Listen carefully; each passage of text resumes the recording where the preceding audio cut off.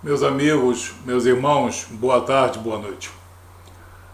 Um versículo da Bíblia pode ser um instrumento para o bem ou para o mal.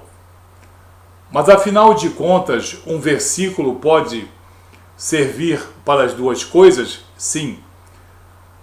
Na mente e na boca de pessoas maliciosas, de homens e mulheres que confeccionam doutrinas mentirosas propositalmente anticristãs, para tirar o verdadeiro significado de uma palavra. Nós temos muitas coisas que têm um valor duplo.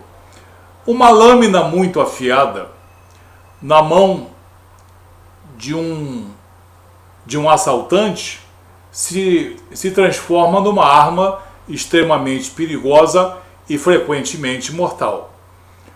Porém, essa mesma lâmina nas mãos de um cirurgião habilidoso pode salvar vidas. Do mesmo modo, um versículo pode ser verdade ou mentira. Depende da disposição do coração e depende também da interpretação do texto em que esse versículo está inserido. Porque esse versículo pode significar uma verdade dita por Jesus ou pode significar uma mentira forjada pelos homens. É muito triste nós vemos textos adulterados e versículos adulterados. Quem faz muito isso de maneira, me perdoem o termo, escancarada e sem nenhum constrangimento, são as seitas e as doutrinas que pretendem argumentar contra o cristianismo. Um dos textos mais utilizados, e eu quero aqui avisar você para que você não seja mais vítima desse texto, nem se pressione com a pseudo-sabedoria de certos homens, que são, na verdade, homens espertalhões, mas eles são mentirosos e falaciosos.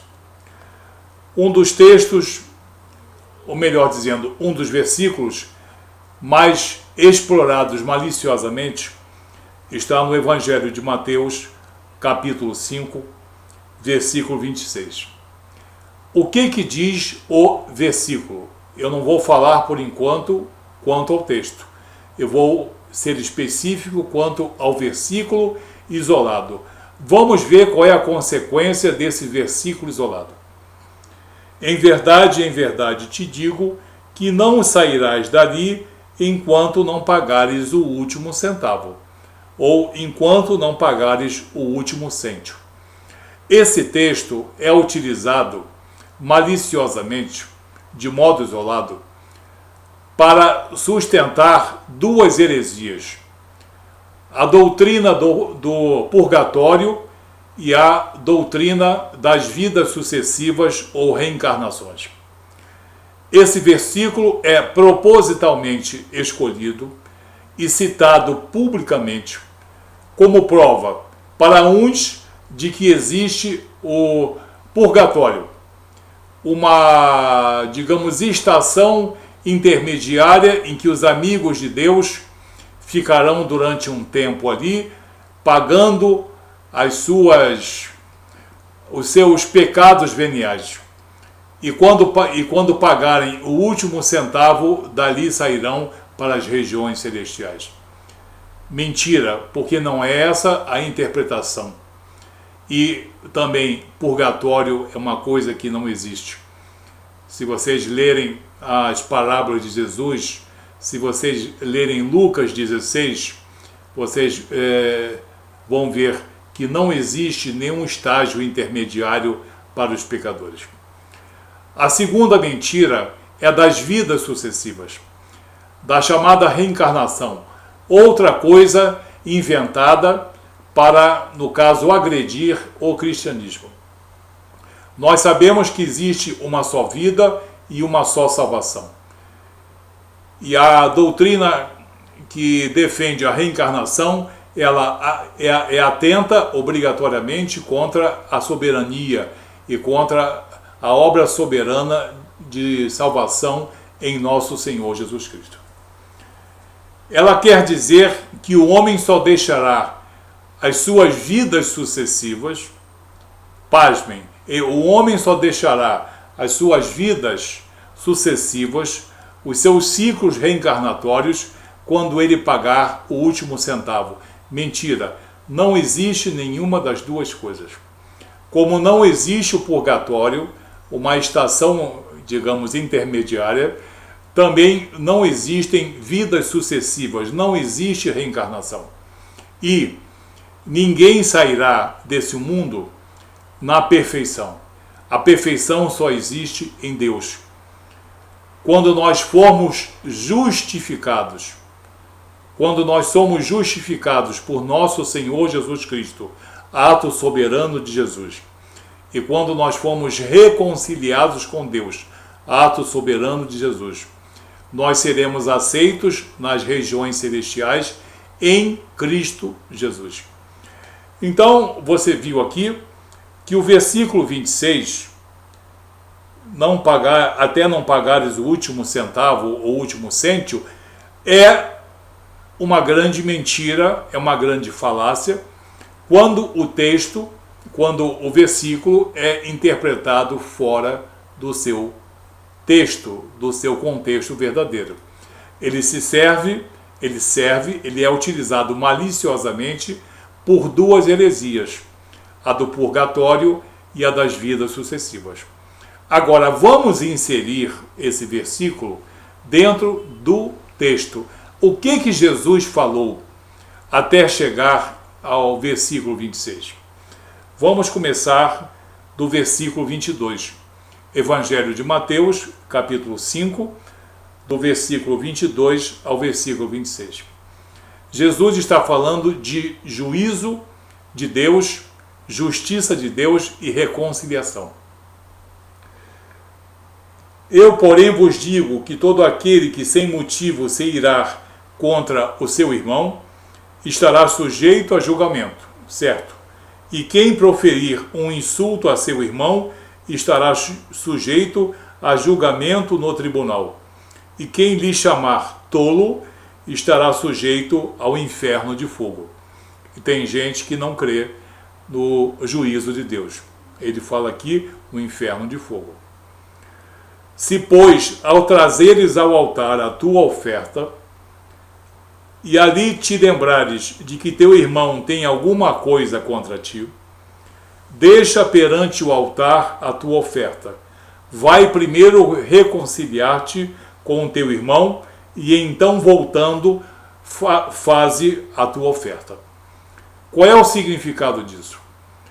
Deus não aceita nenhuma oferta de homens que mantenham contenda em seu coração, maldade em seu espírito. Deixa ali a tua moeda, não deposita ela, deixa ela ali, volta, procura o teu adversário, que pode ser o teu próprio irmão, reconcilia-te com ele, perdoa ou procura ser perdoado, reconcilia-te, enfim, depois dessa reconciliação, volta, pega as tuas moedas e deposita no altar. Aí Deus poderá aceitar a tua oferta. E no 25 temos a conclusão disso tudo. Entra em acordo sem demora com o teu adversário. Entra em acordo sem demora com o teu adversário. Jesus está falando aqui de reconciliação, perdão de pecado, busca de perdão de pecado, para que o homem não esteja sujeito ao juízo de Deus. Entra em acordo sem demora com o teu adversário, enquanto estás com ele a caminho, para que o adversário não te entregue ao juiz, o juiz ao oficial de justiça, e sejas recolhido à prisão. Toda contenda e todo pecado, principalmente contra outro irmão, é cativeiro espiritual. Por isso o termo prisão é uma metáfora, é uma figura. Aí vem então agora o versículo 26, devidamente inserido nesse contexto. Em verdade te digo que não sairás dali enquanto não pagares o último centavo. Ou seja, não deixarás de ser prisioneiro desta contenda, não deixarás de ter um tipo de cativeiro espiritual perante Deus enquanto não perdoardes ou enquanto não fordes perdoado. Esse é o verdadeiro sentido de Mateus 5, versículo 26.